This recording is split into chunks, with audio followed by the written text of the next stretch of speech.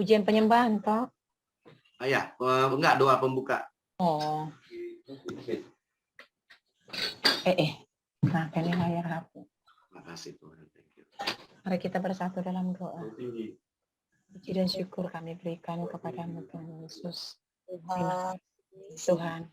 Buat saat sore hari ini kami boleh berhimpun kembali untuk memuji menyembah Tuhan lewat ibadah komunitas keluarga Singa juga Tuhan. Kami anak-anak-Mu bersatu hati untuk menaikkan pujian dan syukur kami lewat kehidupan yang Tuhan karuniakan, nikmat kebaikan penyertaan dan pembelaan-Mu yang sangat besar. Bapa di surga, dalam nama Tuhan Yesus, ampuni segala dosa dan salah kami Tuhan. Layakkan kami Tuhan untuk mengangkat pujian kami yang berkenan kepadamu. Jamah setiap hati kami, biar hati kami menjadi tanah yang subur untuk firman Tuhan, untuk kehidupan yang Tuhan miliki tetap ada dalam hidup kami dan kami hidup di dalam Engkau Tuhan Yesus. Bapa, kami serahkan ibadah kami, biarlah roh-Mu Tuhan yang Kau limpahkan atas setiap kami dimanapun kami berada. Roh-Mu tidak terbatas untuk mengaruniakan apa yang Tuhan kehendaki untuk kami pakai bagi kemuliaan-Mu. Bapa yang baik, dalam nama Tuhan Yesus, kami mau angkat pujian, urapi mulut kami untuk menaikkan persembahan yang berkenan di hati Tuhan. Biarlah lewat pujian penyembahan ini, roh kami dipersatukan menjadi satu kawanan domba Allah di hadapan Allah Ta'ala yang Maha Tinggi. Dalam nama Tuhan Yesus, layakkan pujian penyembahan kami menjadi dupa yang berbau harum di hadapan-Mu Tuhan. Ya, inilah yang bisa kami berikan, ganti korban salib-Mu. Tidak ada yang bisa menggantikan apa yang Tuhan karuniakan selain kami sujud menyembah-Mu, Raja segala raja. Dalam nama Tuhan Yesus berkati yang membawa pujian, Engkau juga berkati yang membawa firman hari ini.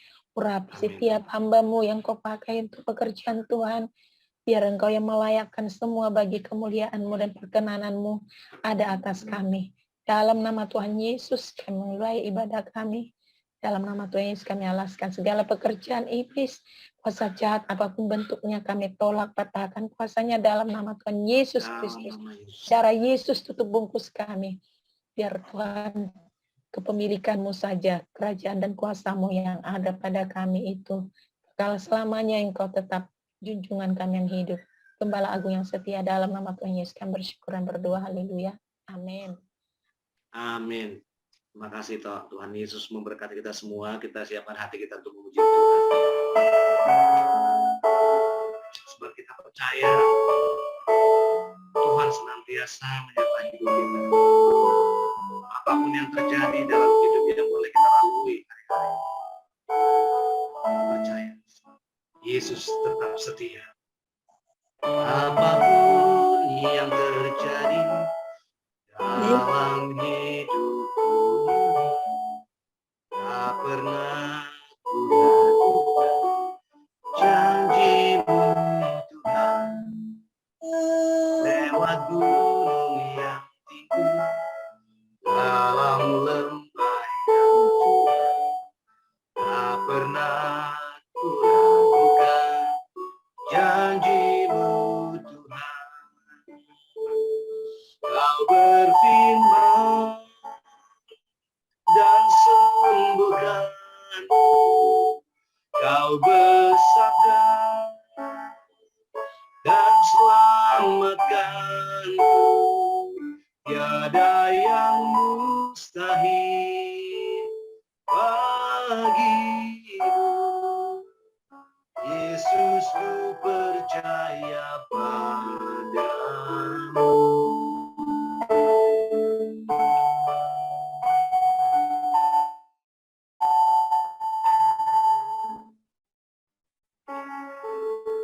Dan sembuhkanku dan selamatkanku. Tiada yang mustahil bagimu. Yesus, ku percaya padamu.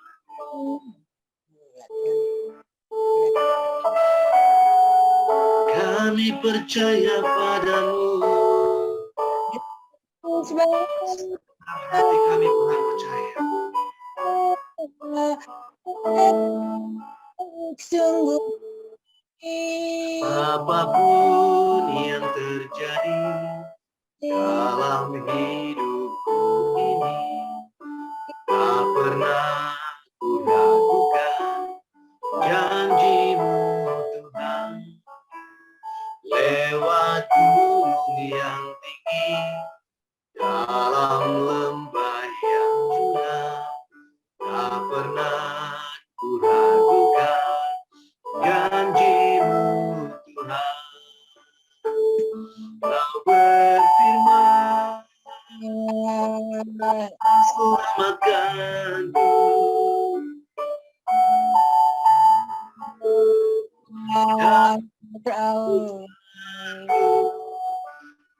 Tiada yang mustahil bagimu.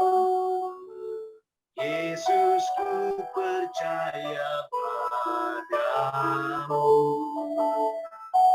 Kau berfirman, selamatkanku. Kau bersabda, sembuhkanku. Tiada yang mustahil bagimu.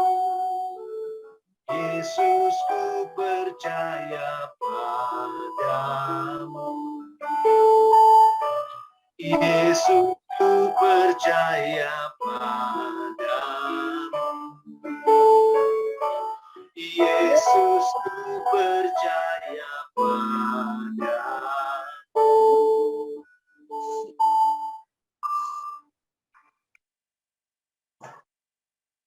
Yesus, Terima kasih Tuhan. Tuhan. Seberat apapun situasi yang kami hadapi hari-hari ini Tuhan, kami sungguh percaya Engkau Allah yang peduli pada setiap persoalan hidup kami. Tidak pernah bahkan satu detik pun Tuhan dalam hidup kami Engkau lepaskan tangan-Mu yang perkasa itu Tuhan. Terima kasih Tuhan.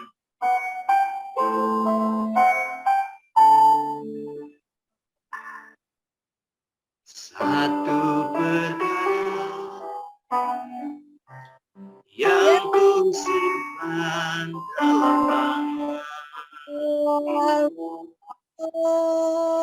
mengapakah harus terjadi di dalam kehidupan ini?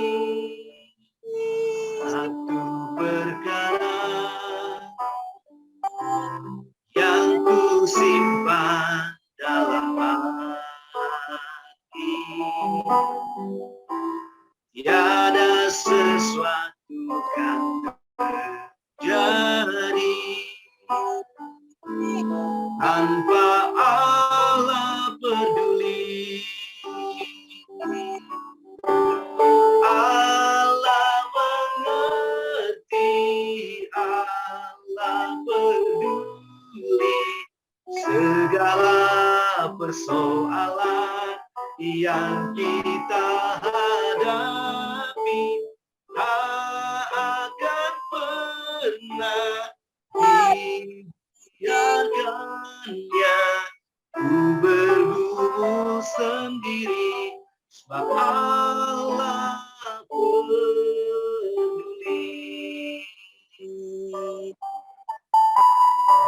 Percayalah teman-teman, setiap persoalan hidup yang kita hadapi, Allah peduli.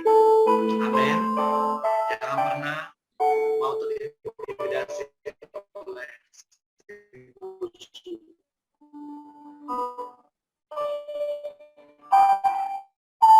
Tuhan yang kita layani adalah Tuhan yang setia. Haleluya.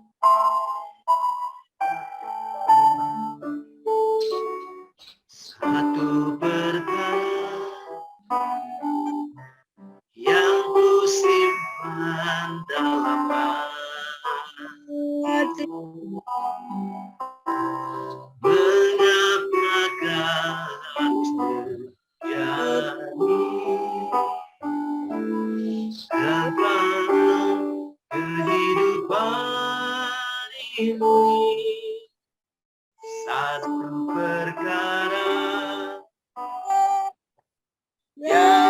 simpan dalam hati.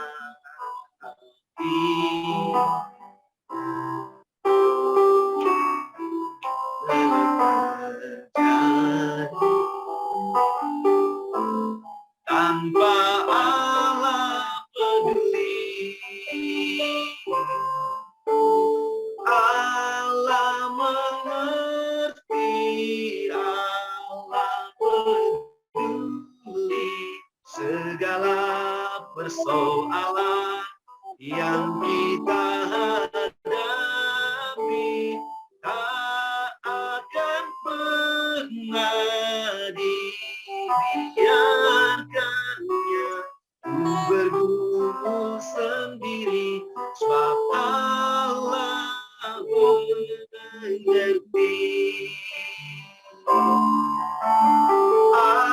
Allah mengerti, Allah peduli segala persoalan yang kita hadapi, tak akan pernah dibiarkannya bergumul sendiri, sebab Allah peduli, sebab Allah peduli, sebab Allah peduli.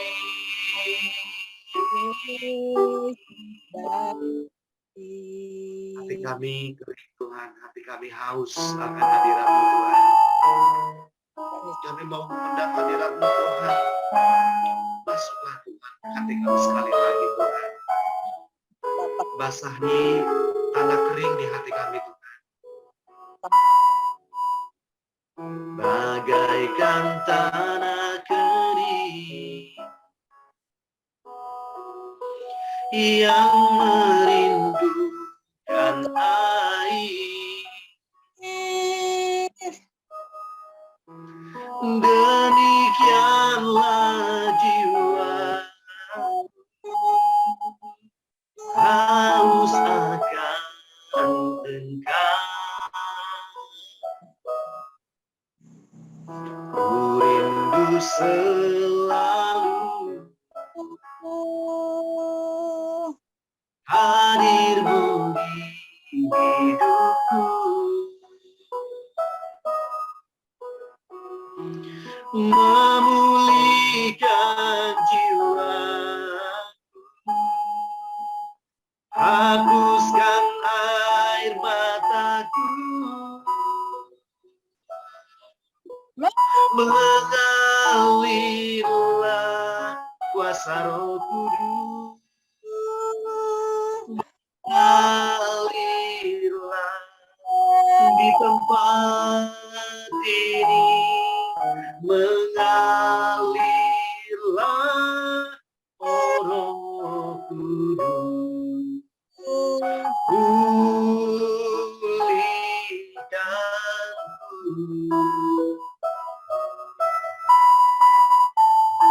Mengalirlah Tuhan di hati kami, mengalirlah sekali lagi Tuhan di hidup kami.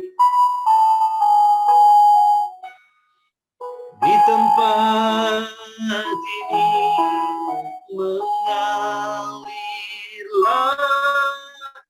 oh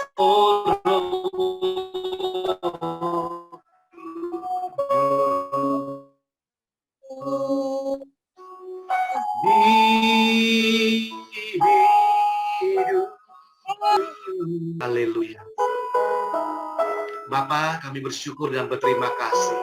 Kalau sore hari ini Tuhan kami masih Kau izinkan dan Kau layak untuk masuk ke hadirat-Mu yang Maha Kudus itu Tuhan. Itu semua karena kebaikan-Mu Tuhan. Kalau sebentar Tuhan hamba-Mu Inang Lesmawan akan memberitakan kebenaran firman, biarlah kiranya Tuhan setiap hati kami yang haus dan kering dan lapar akan kebenaran akan dipuaskan sore hari ini. Terima kasih Tuhan Yesus. Haus akan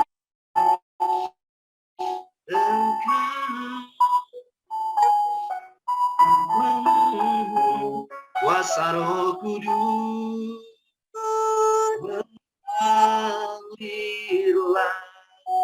di hati kami, mengalirlah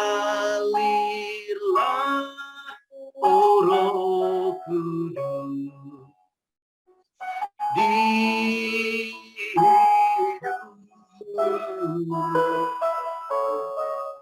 Mengalirlah kuasa Roh Kudus, mengalirlah di tempat ini, mengalirlah oh Roh Kudus di hidupku. Telepon Bu. Alirlah Nanti oh Roh Kudus di hidupku.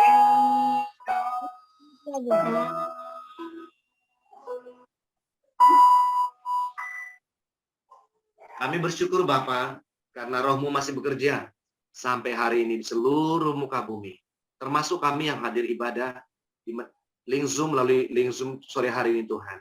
Sebentar hamba-Mu akan menyampaikan kebenaran firman-Mu, urapi Inang Lesmawan, biar setiap perkataan yang keluar dari mulutnya, setiap firman yang keluar dari mulutnya, menyegarkan jiwa kami, menyegarkan manusia roh kami.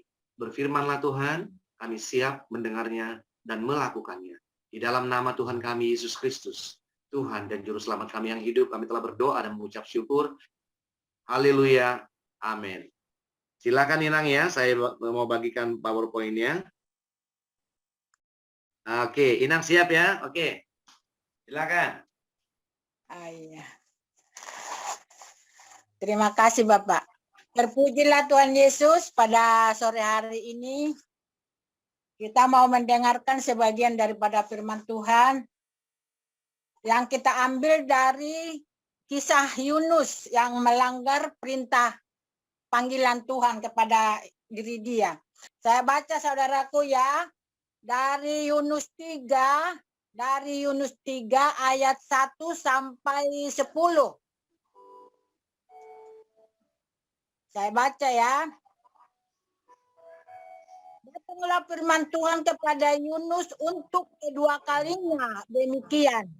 Bangunlah, pergilah ke Niniwe, kota yang besar itu, dan sampaikanlah kepadanya seruan yang kufirmankan kepadamu. Bersiaplah Yunus, lalu pergi ke kota Niniwe. Sesuai dengan firman Allah, Niniwe adalah sebuah kota yang mengagumkan besarnya. 3 hari perjalanan luasnya. Mulailah Yunus masuk ke dalam kota itu sehari perjalanan jauhnya. Lalu berseru, 40 hari lagi maka Niniwe akan ditunggang balikkan. Orang Niniwe percaya kepada Allah. Lalu mereka mengumumkan puasa mereka, baik orang dewasa maupun anak-anak. Mengajak kota Niniwe, turunlah ia dari singgasana. Ditinggalkannya jubahnya, diselubungkannya kain kabung. Lalu ia di Abu. Lalu atas perintah raja dan para pembesarnya, orang memaklumkan dan mengatakan di Niniwe demikian. Manusia dan ternak, lembu, sapi dan kambing domba tidak boleh makan apa-apa, tidak boleh makan rumput dan tidak boleh minum air. Haruslah semuanya manusia dan ternak berselubung kain kabung dan berseru dengan keras kepada Allah, serta haruslah masing-masing berbalik dari tingkah lakunya yang jahat dan dari kekerasan yang dia lakukannya. Siapa tahu Allah akan berbalik dan menyesal serta berpaling dari mukanya yang bernyala-nyala itu, sehingga kita tidak binasa. ketika Allah melihat perbuatan mereka itu, yakni bagaimana mereka berbalik dari tingkah lakunya yang jahat, maka menyesal Allah karena malapetaka yang telah dirancangkannya terhadap mereka, dan ia pun tidak jadi melakukannya. Sampai di situ firman Tuhan, saudara kekasih. Saya bingung mengambil firman Tuhan sebelum saya berkhotbah, saudara ya. Karena saya pikir yang ini susah, yang ini sebenarnya nggak ada yang susah, tapi kalau dari sejarah Niniwe ini terlalu panjang. Makanya saya ambil dari pertobatan Niniwe. Tapi sebelum saya ceritakan pertobatan, saya akan menceritakan si Yunus mengingkari panggilan Tuhan, saudaraku. Panggilan Tuhan ini sebenarnya hubungan si Yunus bersama Tuhan sebenarnya termasuk akrab. Buktinya mereka saling mengetahui gitu ya, saudara. Dan buktinya si Yunus pun tahu hati Tuhan dan Tuhan pun sayang kepada si Yunus. Kenyataannya, dia tadi kan kita baca perintah pertama. Bangunlah, pergilah ke Niniwe, kota yang besar itu, dan sampaikanlah kepadanya seruan yang kufirmankan kepadamu. Itu perintah pertama. Itu perintah kedua. Perintah pertama di Yunus 1 ayat 1, datanglah firman Tuhan kepada Yunus bin Amitiyah demikian, bangunlah, pergilah ke Niniwe, kota yang besar itu. Berserulah kepada mereka karena kejahatan mereka sudah sampai kepadaku, kata Tuhan ya. Jadi sementara si Yunus ini memakai pikiran dia sendiri, tapi sebenarnya hatinya baik. Dia pergi ke Tarsis. Emangnya Tuhan nggak tahu? Sementara rambut satu orang pun rambut kita jatuh, Tuhan tahu. Dia melanggar. Pergi dia ke Tarsis. Sementara merugikan orang kapal dia di perjalanan. Karena badai menerpa kapalnya yang ditumpangi si Yunus. Jadi semuanya udah dibuang-buangin di kapal itu, barang-barang yang berharga di kapal itu. Siapa tahu keberatan si awak kapal gitu ya, saudaraku. Sebelum kita masuk ke pertobatan Niniwe, saya menceritakan sejarah si Yunus yang mengingkari panggilan itu. Jadi mereka membuang barang, terus mereka bingung. Jangan-jangan gara-gara si yang ada penumpang orang lain. Tanya dulu dia, orang mana dia. Jadi saya minta baca Ibu Reslina, Inang Reslina, baca coba ayat 9, Yunus 1 ayat 9 gitu, sampai 10 gitu, Inang.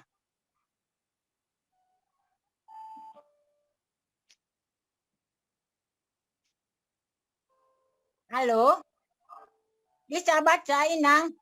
Yunus 1 ayat 9 sama 10? Enggak bisa ya, saya baca ya. Saya bantu ya. Oh iya.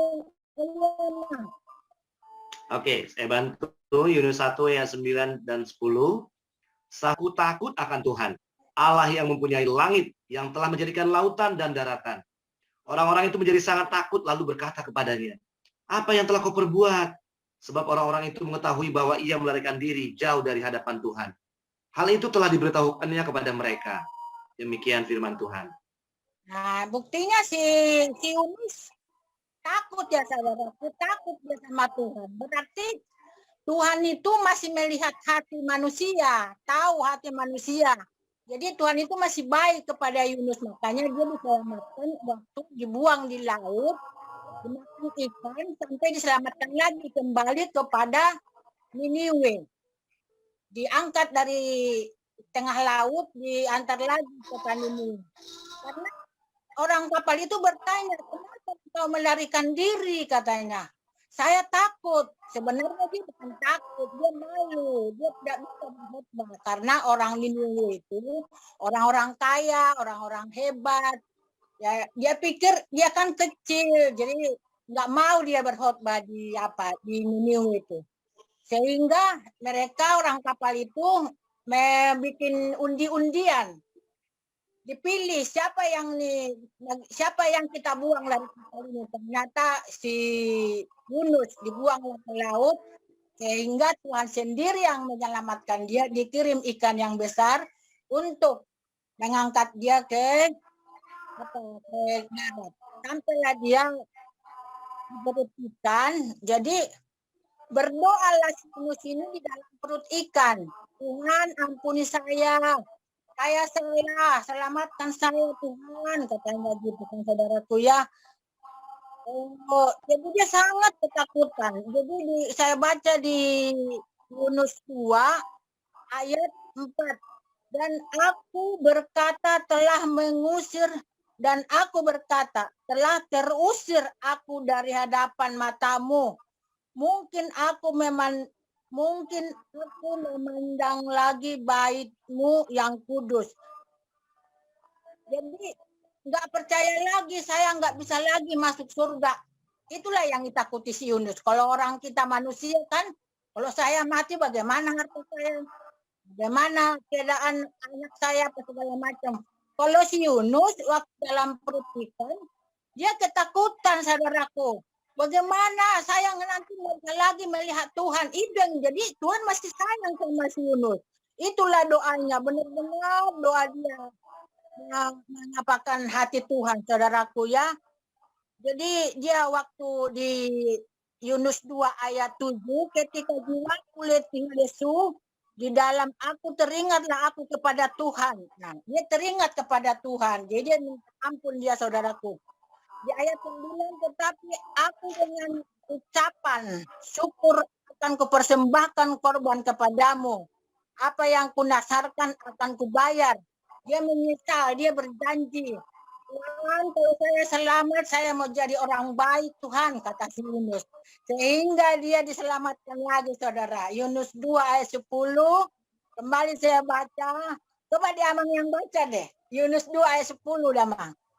Oke, saya baca ya untuk kita semua. Demikian firman Tuhan. Yunus 2 ayat 10. Lalu berfirmanlah Tuhan kepada ikan itu, dan ikan itu pun memuntahkan Yunus ke darat. Amin. Sampai di situ saudaraku ya, selamat si Yunus ya. Sebenarnya kita manusia sangat rugi sebenarnya bertingkah.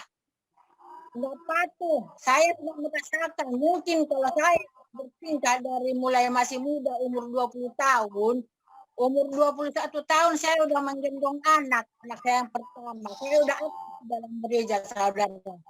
Tapi itu saya lagi dibutuhkan, saya tinggalkan. Lagi butuh, jadi saya terpikir ini, beginilah rupanya, sehingga saya semua itulah kita manusia seperti itu. Tapi yang penting si Yunus sudah selamat dikembalikan ke darat. Lalu dia pergi sampailah ke topik pembacaan kita, saudaraku, pertobatan orang Niniwe. Datanglah firman Tuhan yang kedua kalinya. Tadi kan yang pertama kita udah baca, sekarang yang kedua kali. Pergilah, bersiaplah. Supaya, jadi si Yunus ini, tadi karena kita udah baca, mulai bisa berkhotbah nggak di lapangan, kata si Yunus. Ternyata orang rakyat di Niniwe itu antusias, dibikin si Yunus ini di salah satu lapangan untuk berkhotbah, menceritakan bahwa 40 hari lagi kota Niniwe ini akan ditunggang-balikan sama Tuhan karena melihat kesombongan orang Niniwe ini. Sebenarnya orang Niniwe ini, saudaraku, adalah musuh daripada orang Israel kalau menurut sejarah di Alkitab. Makanya si Yunus tidak mau, itu kan musuhmu. Kalau nanti nggak jadi kau hukum Tuhan, saya marah sama Tuhan, katanya. Kata si Yunus sama si Tuhan kan. Tapi tetap juga dia mengkhotbahkan, ayo saudaraku bertobat, kata si raja. Si raja pun rendah hati dia. Rendah hati. Nanti pun orang Indonesia ini, karena kita kan tahu sekarang ada dipakai di sini anak-anak Tuhan. Seperti kita orang anggota grup Singa Yehuda, apalagi Pak Dharma Pongrekun, ya mungkin pengganti seperti si Yunus. Pakai Tuhan nanti di Indonesia ini. Maunya orang Indonesia ini, pejabat-pejabat ini mau kayak seperti raja orang Niniwe ini ya, rendah hati. Tapi orang Niniwe ini rajanya keterlaluan juga. Masa binatangnya semua ikut puasa? Kan nggak lucu ya kalau kita pikir-pikir. Ayo semua binatang, kambing, sapi apa semua puasa, buka baju semua, duduk di debu katanya. Oh rupanya kalau di zaman dulu duduk di debu itu menandakan orang yang rendah hati, orang yang patuh ya saudaraku ya. Nah, jadi sampai di situ dulu pembacaan kita. Jadi pendek cerita, pendek kita persingkat. Mereka berdoalah mereka, patuhlah semuanya mereka, sehingga mereka dilihat Tuhan. Oh, apa? Kasihanlah Tuhan melihat kota Niniwe ini. Oh, berarti benar mereka mau mendengar suaraku melalui si Yunus. Si Yunus yang dipakai Tuhan kan saudaraku. Ya sama seperti kita nanti. Pak Dharma Pongrekun nanti dipakai di Indonesia ini. Mari kita sungguh-sungguh mendoakan. Amin. Tapi susah untuk rendah hati orang di apa ini. Cobalah seperti kota Niniwe ini kita pikir ya saudaraku ya. Jadi di ayat 8 topik kita di ayat 8. Haruslah semuanya manusia dan ternak berselubung kain tabung dan berseru dengan keras kepada Allah. Serta harus masing-masing berbalik dari tingkah lakunya yang jahat, dari kekerasan yang dilakukannya, katanya. Ini keterlaluan juga kalau saya baca kemarin. Masa sampai ke binatang-binatang ikut berpuasa? Tidak mengerti kan saudara. Tapi Tuhan melihat itu semua. Hati kita pun saudaraku dilihat Tuhan. Kalau kita pun melanggar, Tuhan memperhitungkan di mana pelanggaran kita. Seperti saya mau menceritakan sedikit saudaraku ya. Saya keluar kedua kali dari grup Singa Yehuda ini. Saya malu sebenarnya. Itu hanya gara-gara si Etan salah sebut nama saya. Dulu ya. Pak Amang David nggak mau lagi membela saya. Saya malu sekali di situ. Saya keluar. Begitu saya keluar saudaraku. Ketemu saya di apa? Pak Etan lagi berkhotbah. 40 orang waktu itu. Setelah ketemu, ada lagi salah satu anggota setelah selesai berkhotbah Pak Etan. Inilah menggambarkan kesombongan ini. Setelah selesai Pak Etan berkhotbah, waktu itu di situ ada Ibu Lingsi ya, yang menjemput Ibu Hana Hasen dari bandara. Ada di situ pada saat itu. Ada salah satu orang mengenal saya. Halo Ibu Lesmawan, anggota grup Singa Yehuda. Saya kaget. Hah, siapa yang kenal saya? Saya bilang, saya udah keluar dari situ. Karena saya marah sama Pak Etan. Saya bilang, itulah saya sombong ya. Saya marahin Pak Etan, dia apa itu? Saya mikir, tapi untuk Pak Etan luas juga pikirannya. Kami tetap akrab. Iya Ibu, saya salah Ibu, saya salah. Kata, iya gara-gara kau saya keluar dari grup Singa Yehuda tuh. Sebenarnya, rupanya orang ini juga tahu bahwa saya di grup Singa Yehuda kan. Iya Ibu, saya salah sebut nama. Iya kalau salah 3 kali nama saya sebut. Masa sampai memanjang-manjang ke bawah kalau sebut nama saya. Maaf Ibu, minta maaf ini Pak Etan. Akhirnya saya ngomong sama Pak David malamnya. Amang, masukin lagi saya ya. Saya sudah baikan sama Pak Etan. Kemarin marahin dia baikan. Itulah kekanak-kanakan. Seperti itulah si Yunus kekanak-kanakan. Tapi Tuhan melihat hatinya. Amin saudaraku. Jadi, sudah Tuhan mendengar melihat mereka. Saya baca di ayat 10. Ketika Allah melihat perbuatan mereka itu, yakni bagaimana mereka berbalik dari tingkah lakunya yang jahat Maka menyesallah Allah karena malapetaka yang telah dirancangkannya terhadap mereka dan ia pun tidak jadi melakukannya. Selamat saudaraku ya, selamat orang kota Niniwe. Tapi dengan selamat dia marah nggak si Yunus? Marah besar si Yunus. Lambat 2 kali dia marah sama Tuhan. 2 kali dia bilang, cabut mau aku Tuhan. Saya nggak mau. Padahal yang kuhotbahin itu kan musuh anak-anak pilihanmu, musuh orang Israel. Katanya kalau saya berkhotbah, jadi dihancurkan orang Niniwe. Ngambak si Yunusnya, ngambak lagi kata saudaraku ya. Jadi di firman di sejarah Yunus ini, kenapa saya langkah saudaraku? Saya percaya kita sudah mengetahui sebenarnya sejarah Yunus ini. Tapi karena saya sebenarnya merasa saya nanti ambil khotbah yang lain, semua kita udah pintar. Pikiran saya sendiri, jadi aku ambillah yang murah aja pikirku saudaraku ya. Jadi sampailah udah selamat orang Niniwe. Sekarang kita masuk ke Yunus belajar menginsafi bahwa Allah mengasihi bangsa-bangsa lain. Tidak apa-apa saudaraku, sebenarnya ini udah di luar khotbah ini. Panjang nggak, Bang? Kepanjangan nggak, Bang? Nggak apa-apa, Inang. Waktunya masih panjang nih. Baru juga jam 6:18. Nggak apa-apa, Inang. Terus aja. Jadi di Yunus 4, Tuhan Yesus, saudaraku ya, marah si Yunus ini kepada Tuhan. 2 kali marah. Tuhan pun bilang, waktu marah di ayat 4 ya saudaraku, tetapi firman Tuhan, layakkah engkau marah, kata si Tuhan sama si Yunus.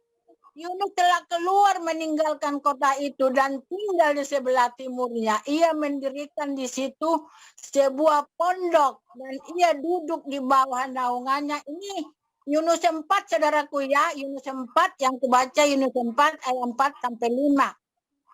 Mendirikan di situ sebuah pondok dan ia duduk di bawah naungannya menantikan apa yang akan terjadi atas kota itu. Si Yunus ini menunggu, yang jelek juga pikiran si Yunus ini. Kapan itu kota Niniwe dihancurkan lagi? Kapan? Marah dia sama Tuhan. Sehingga dia naik pergi ke gunung. Enak dia di situ memandang-mandang sambil menunggu kota Niniwe dihancurkan. Ternyata enggak jadi-jadi. Karena pikirannya jelek, pikiran si Yunus ini, dia kirimlah cacing untuk merusak pohon yang tempat dia berteduh. Setelah dilihat paginya, udah layu pohon itu. Marah lagi dia tuh, saudaraku.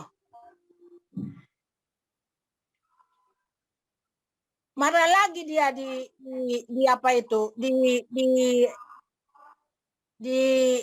pada saat itu. Ayat 9-nya saudara saya baca ya, ayat 9.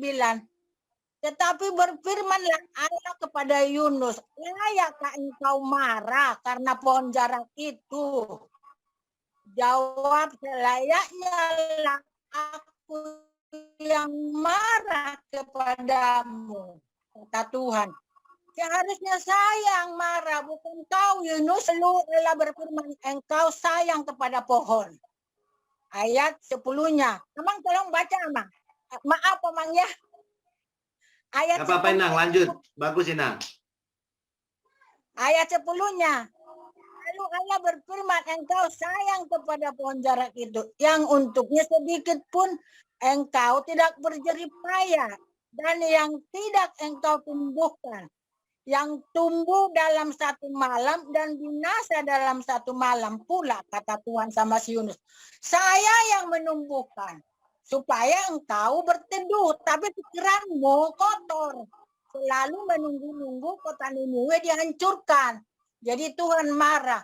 Sepantasnya saya yang marah, Yunus, bukan kau yang marah, kata Tuhan, saudaraku ya.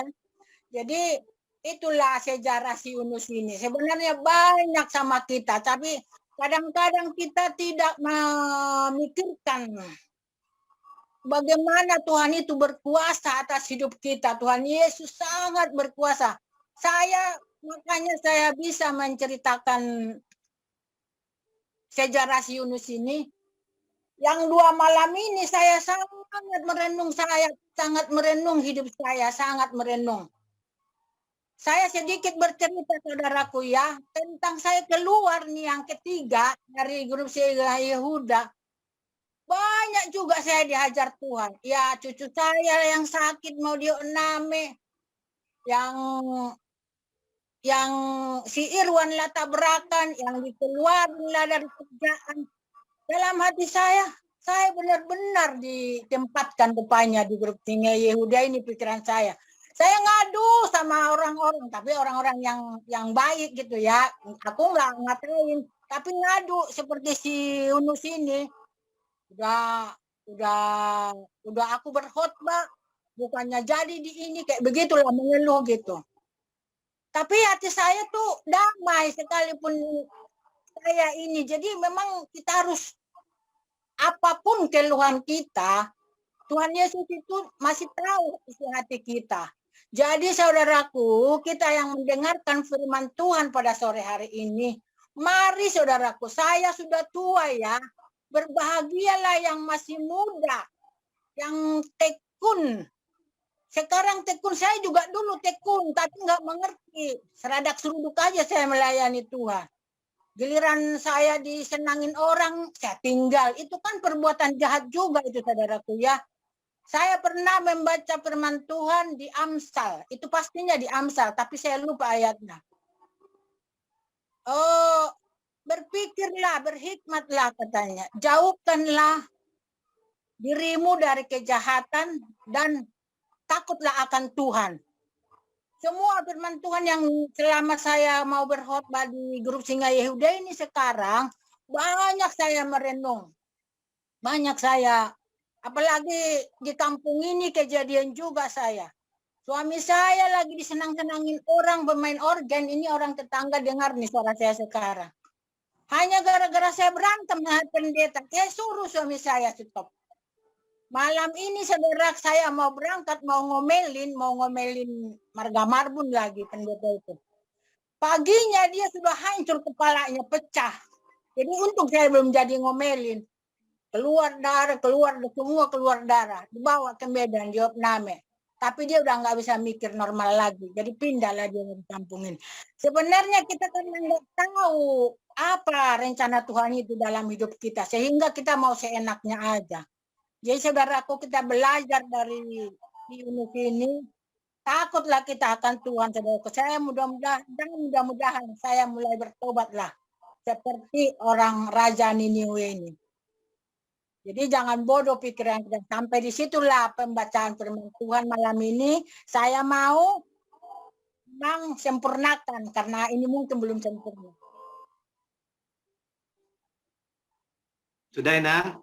Terima kasih Inang, luar biasa firman Tuhan sore hari ini buat kita. Selamat tadi Inang memberitakan firman Tuhan. Saya buat catatan kecil yang juga bisa melengkapi apa yang sudah Inang Lesmawar bagikan. Ada 6 catatan penting yang saya dapatkan di pemberitaan firman Tuhan sore hari ini. Yang pertama adalah kita perhatikan bahwa kejahatan kalau udah sampai naik ke hadapan Tuhan, itu hati-hati loh. Penghukuman pasti akan turun. Kita perhatikan bagaimana kejahatan keluarga Imam Eli sampai ke hadirat Allah. Penghukuman terjadi atas keluarga Imam Eli. Kita bisa baca nanti di Raja-Raja ya, kita Raja-Raja. Demikian juga Sodom dan Gomora.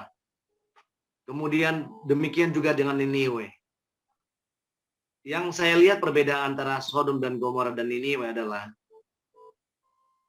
Raja Niniwe mau merendahkan hati di hadapan Tuhan. Sehingga bahkan semua ternak-ternaknya pun disuruh berpuasa. Ini sebenarnya maknanya Inang, supaya semua apa yang ada di kota itu ditahirkan oleh Tuhan. Makanya saya bilang tadi, Raja Niniwe itu memiliki kerendahan hati. Karena dia sampai binatang pun, piaraan pun disuruh berpuasa. Jadi teguran Tuhan melalui Nabi Yunus itu mengoyakkan hati dia. Beda ketika Sodom dan Gomora ditegur oleh Tuhan melalui 3 malaikat yang turun ke kota itu. Yang ada mereka pengen make tuh ketiga malaikat itu. Kurang ajar nggak tuh? Ya, yang kedua yang saya catat tadi, orang-orang dunia selalu melakukan undian untuk mengetahui segala sesuatu. Makanya diundi, siapa nih penyebabnya nih? Ya kan? Tapi kita orang percaya harus selalu minta hikmat Roh Kudus. Ya. Yang ketiga, pertobatan itu selalu akan diikuti dengan pemulihan. Ketika kita melihat kota Niniwe bertobat, apa yang terjadi? Tuhan memulihkan kota itu. Oke. Yang keempat tadi yang saya catat juga, Yunus ketika dia memberitakan pertobatan ke kota Niniwe itu sebenarnya dia bukan karena dorongan hati dia loh. Karena terpaksa disuruh Tuhan. Jadi kadang-kadang seseorang bisa dipaksa Tuhan untuk memberitakan firman Tuhan ke suatu tugas khusus. Tapi bukan karena kesadaran dia loh. Kenapa? Karena dia bertobat baru di Yunus 4 kan. Baru dia insaf gitu loh. Ternyata pertobatan juga Allah juga mengasihi bangsa-bangsa lain loh ternyata. Ya. Yang keenam, dan ini yang paling penting yang harus kita ingat. Perhatikan baik-baik ya. Tuhan selalu memberitahu. Selalu ada pemberitahuan kalau ingin menghukum suatu seseorang, keluarga, kaum, kota, bangsa. Makanya kenapa kita gereja Tuhan, saudara dan saya harus menjadi pendoa-pendoa untuk kota di mana saudara tinggal. Supaya ketika kejahatan kota di mana kita tinggal naik ke langit, naik ke tahta Tuhan, kita menjadi tiang pendoa, menjadi benteng supaya murka Allah itu nggak turun loh. Saya setiap hari nggak pernah lepas nggak mendoakan Johar Baru. Karena kejahatan kota ini luar biasa. Kasat mata aja bisa lihat. Dan itu bisa naik sampai ke hadapan Tuhan. Ya, jadi Tuhan nggak akan pernah melakukan segala sesuatu tanpa memberitahu kepada nabi-nabinya. Dan kita gereja Tuhan adalah nabi-nabinya Tuhan yang melakukan jawatan-jawatan nabinya Tuhan. Amin. Amin. Amin. Saudara mau menjadi pendoa-pendoanya Tuhan, pendoa-pendoa ajaiban Tuhan.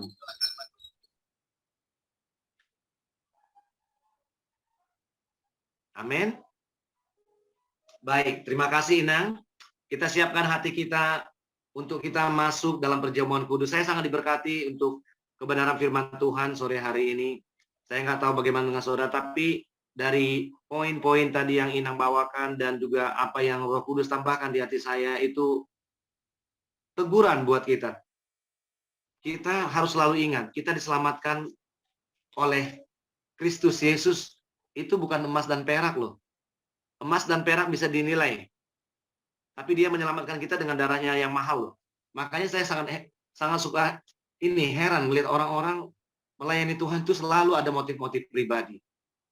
Sebenarnya tanpa dibayar, bahkan kita dengan membayar semua apa yang kita miliki di bumi ini pun nggak akan sanggup loh membayar apa yang Kristus Yesus lakukan di Kalvari. Amin. Apapun itu bentuknya. Come on. Berterima kasih sama Tuhan. Masih dipercaya untuk melayani dia. Apakah sebagai pendoa, pemusik, ya, pemberita firman Tuhan, melayani orang-orang sakit, masih orang makan, itu privilege dari Tuhan. Karena nggak semua orang diberikan hati untuk melayani dia. Amin. Terima kasih Nang Lesmawan untuk kebenaran firman Tuhan sore hari ini. Saya berdoa biar urapan Tuhan, hikmat dari Tuhan terus ditambah-tambahkan dalam kehidupan pelayanan Inang maupun kehidupan pribadi Inang supaya Inang tetap tegar menjadi pendoa syafaat untuk Irwan. Amin. Dan Sabtu depan kita akan dilayani oleh Pak Erik dari Makassar, luar biasa. Nanti Pak Erik bisa saya bantu untuk pembuatan PowerPoint-nya. Nanti Pak Erik tinggal kirim aja Poin-poinnya nanti saya akan bikin seperti yang saya buat dengan Inang Lesmawan. Amin. Mari kita siapkan teman-teman perjamuan sore hari ini. Bapa, di dalam nama Tuhan kami, Yesus Kristus, kami sungguh bersyukur atas kebaikan-Mu Bapa, atas cinta-Mu kepada kami. Karena begitu besar kasih-Mu Bapa, sehingga Engkau mengaruniakan putra-Mu yang tunggal yang sangat Kau cintai, the only one, Kristus Yesus, buat kami orang berdosa. Sehingga setiap kami yang percaya pada nama putra-Mu yang tunggal, Engkau layakkan, kami dilayakkan untuk memanggil-Mu Abba, Bapa. Terima kasih, Engkau telah mengadopsi kami menjadi anak-anak Bapa di surga, anak-anak-Mu Bapa. Karena darah putra-Mu yang tunggal ada di atas kami. Engkau tidak melihat lagi semua kejahatan yang pernah kami lakukan selama hidup kami. Engkau melihat darah putra-Mu yang tunggal ada di atas kami. Seandainya Bapa, Engkau tidak mengasihi dunia ini Tuhan, akhir hidup kami semua binasa. Kami mau bersyukur sekali lagi. Itu sebabnya firman-Mu berkata, perbuatlah ini setiap kali kau mengingat akan aku.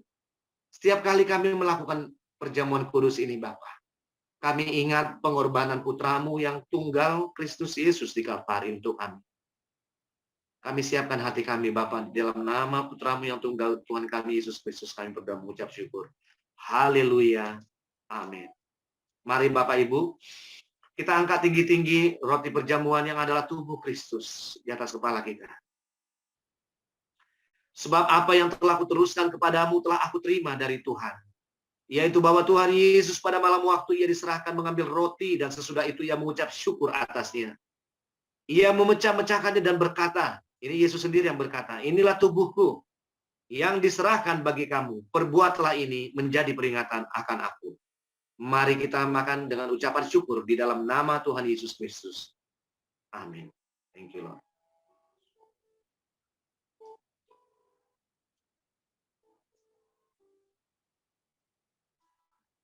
Kita siapkan anggur perjamuan yang adalah darah Kristus di atas kepala kita.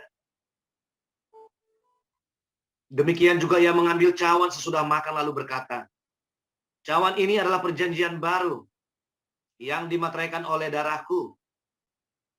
Perbuatlah ini setiap kali kamu meminumnya, menjadi peringatan akan aku. Sebab setiap kali kamu makan roti ini dan minum cawan ini, kamu memberitakan kematian Tuhan sampai ia datang. Mari kita minum dengan ucapan syukur di dalam nama Tuhan Yesus Kristus.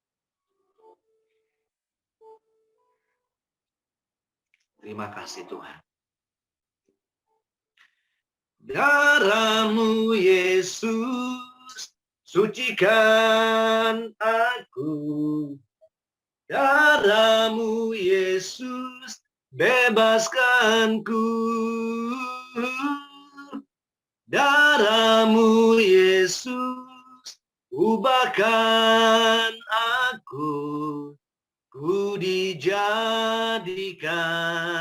baru. Biarlah kiranya Tuhan, tubuh-Mu dan darah-Mu yang masuk ke tubuh kami, memberikan kekuatan baru kepada tubuh jasmani kami, jiwa kami, dan roh kami. Hamba berdoa buat teman-teman kami yang ada di Singa Yehuda, baik yang ikut ibadah link Zoom pada sore hari ini maupun yang belum bisa ikut.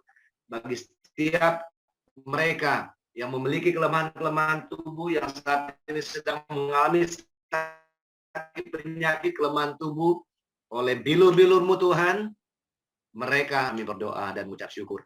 Haleluya. Amin. Baik, sebelum kita menutup ibadah sore hari ini, sebelum saya memberikan pengumuman, mungkin teman-teman ada yang mau sharing sekali lagi. Tadi mungkin ada yang miss, nggak sempat sharing. Silakan.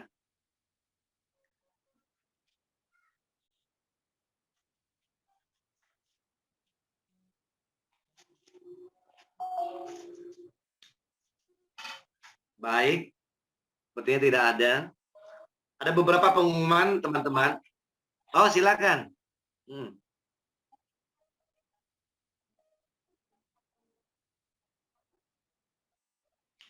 Iya.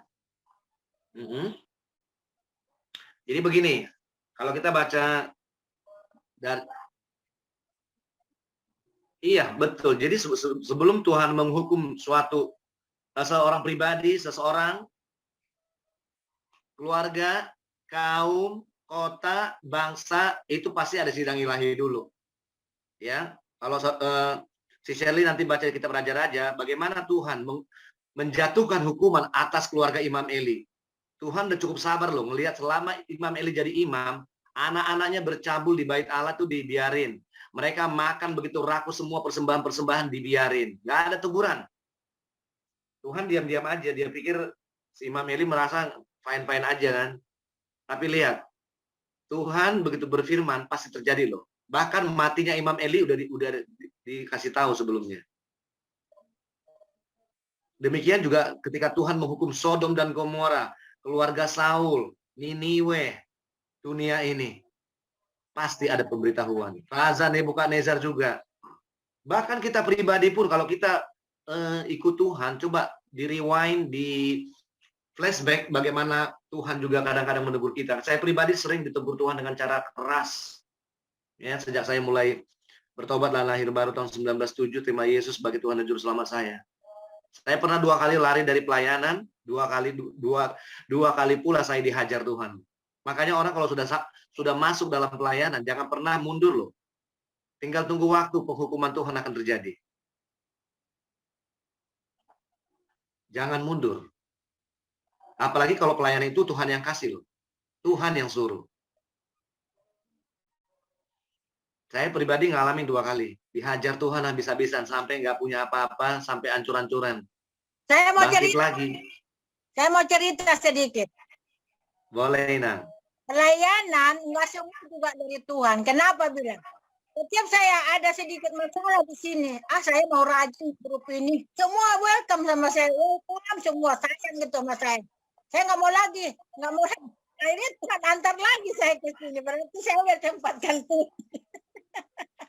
Iya, itu Inang. Makanya Inang memiliki kerendahan hati, mau ditegur Tuhan, mau ditegur pemimpinnya, karena Tuhan kadang-kadang pakai orang dulu untuk menegur kita, untuk menguatkan kita.